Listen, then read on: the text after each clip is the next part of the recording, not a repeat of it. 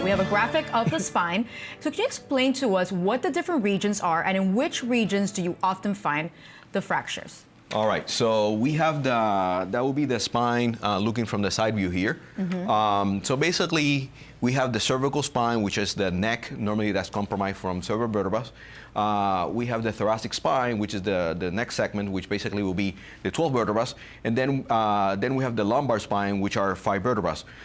So basically, all the regions, they have their own purpose. Normally, we have a curvature, what we call the lordosis in the cervical spine and lordosis in the lumbar spine. In between, we have the kyphosis in the thoracic spine. So normally, the area tends to occur, most of the fractures, normally occurs in the thoracic and upper lumbar spine. We call the thoracolumbar junction. The reason why that happens is that we have a very rigid thoracic spine and we have a very mobile lumbar spine. So definitely there's a lot of stress on those levels.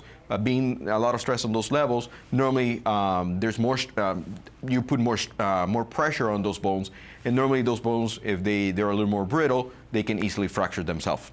Now, what exactly happens when you have a fracture?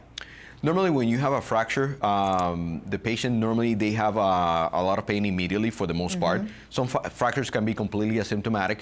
People, they are not aware that they had a fracture until by some reason they get a chest x-ray or we get an x-ray of the spine that we're seeing in clinic and oops, there's a fracture. But for the most part, some patients, they do feel the fracture. Normally the pain is all of a sudden. Sometimes might be what we call osteoporosis, so there's no inciting event, so they might be sitting down and all of a sudden they have back pain. Sometimes there might be a trauma, they slip and fall, and obviously there's a reason for developing a fracture. So patient has an acute onset of back pain, normally in the elderly population.